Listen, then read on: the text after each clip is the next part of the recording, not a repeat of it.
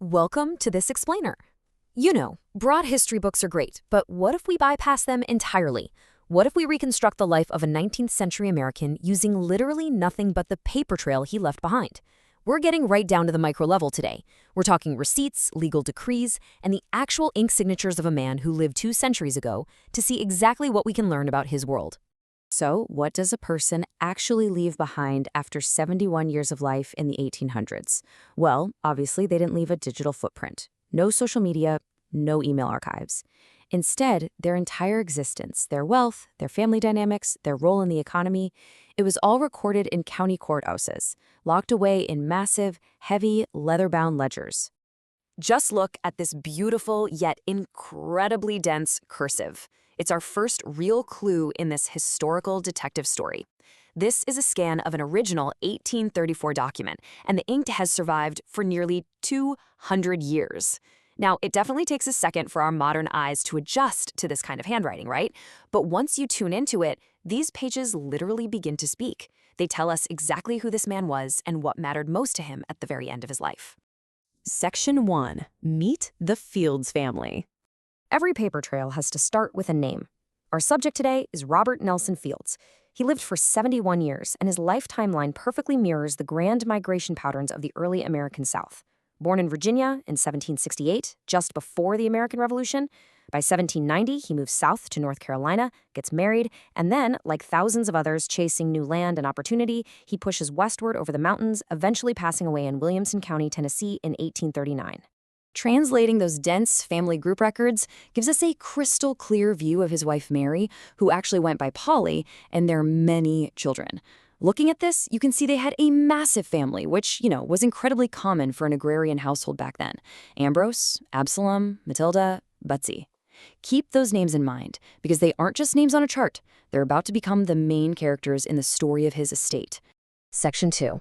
Tracing the land. Okay, so in the early 1800s, land was the ultimate currency. It was literally the measure of a person's success. This deed from 1806 shows Fields selling 300 acres in Rockingham County, North Carolina, for £150. This is a huge milestone in his paper trail. He's liquidating his eastern assets right before making that big migration westward. He's taking all that capital he built up in North Carolina and using it to fund his family's expansion out into the Tennessee frontier. And if we look at the subsequent deeds alongside the 1830 census, we can trace exactly how he established a successful homestead in Williamson County, Tennessee. The census record systematically logs the individuals in his household, firmly anchoring the Fields family right there in their new community. He basically transformed the cash from that North Carolina sale into a working, populated estate in Tennessee. It's really fascinating to see that progression. Section 3. The Last Will. Fast forward to 1834. Fields is nearing the end of his life, and he meticulously documents his final wishes. This primary source document is really the cornerstone of our explainer. It shows exactly how he intended to distribute a lifetime of accumulated wealth. In a legal space like this, a person's priorities are laid entirely bare. No ambiguity whatsoever. Every single sentence is crafted to make sure his legacy is handled exactly the way he wants it after he's gone. So, his primary concern: securing the plantation and the assets for his widow Polly for the rest of her life.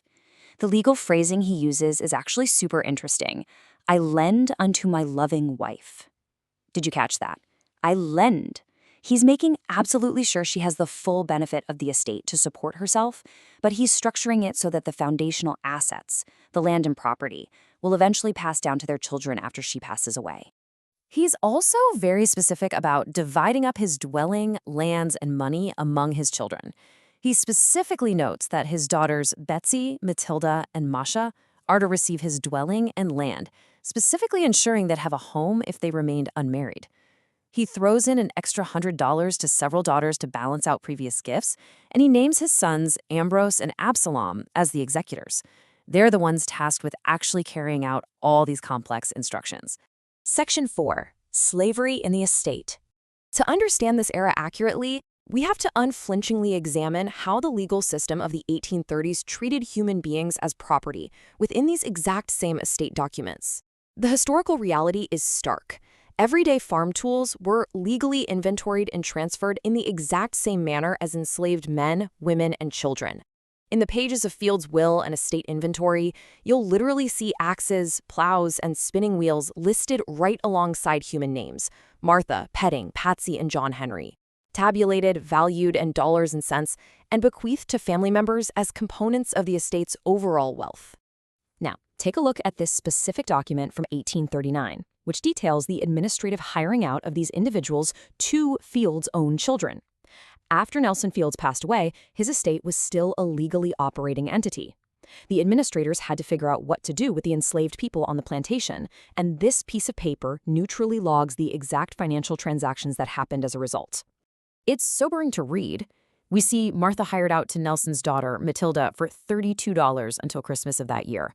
But the final entry is even more striking. John Henry, who is explicitly noted in adjacent records as being a boy of about 8 years old, is hired out to Matilda for $7.50. This one single sheet of paper captures the harsh reality of an entire economic system that was completely baked into family inheritance. Section 5. The estate sale. Following his death, the physical contents of the Fields homestead had to be auctioned off to settle debts and distribute value among the heirs. This inventory list from May 1839 gives us this incredible micro-level view of 19th century agrarian life. If you ever wanted to know exactly what a Tennessee homestead looked like inside, this is your blueprint. It lists every single item pulled out of the house and barn, and exactly what the local community was willing to pay for it at auction. It brilliantly illustrates the mundane realities of their daily lives. We see his daughter Matilda actually buying back her own family's items at auction: a waffle iron for $1, a spinning wheel for $1, 11 chairs for $5. It's a really fascinating look at estate law in practice. Even though these were items she grew up with in her family home, they technically belonged to the estate, so she had to officially purchase them out of her own inheritance just to keep them. Section 6. Settling the account. As you can imagine, wrapping up an estate like this took years of collecting debts, selling off property, and finalizing the math. This 1842 ledger is the final financial wrap-up. The administrator, William Edmondson, had to account for every single penny. It acts as a literal balance sheet of a man's entire life. You've got the debts paid out on the left, and the money coming in from sales, land notes, and hired labor on the right. And here it is, the final tallied balance of the estate: $2,232.56. This number represents the total monetary culmination of Robert Nelson Fields' lifetime of labor, land accumulation, and property ownership. In today's money, that's a massive sum. It reflects decades of clearing land and raising crops on the frontier. It is the final period at the end of his legal sentence. Through these overlapping documents, we've totally bypassed the history books to witness a direct, unedited snapshot of migration, family structure, and the sobering legal realities of the 1800s. We saw the handwriting, the ledgers, the names, and the prices. Honestly, this is how you build a genuine understanding of the past, one piece of paper at a time. Which leaves us to wonder, long after we're gone, what will the receipts, records, and digital trails we leave behind say about the reality of our own lives? If someone were to piece together your life centuries from now using only your bank statements and legal filings, what kind of portrait would emerge? Thank you so much for exploring this fascinating historical paper trail with me today. Keep asking questions, keep looking at the source material, and I'll catch you in the next explainer.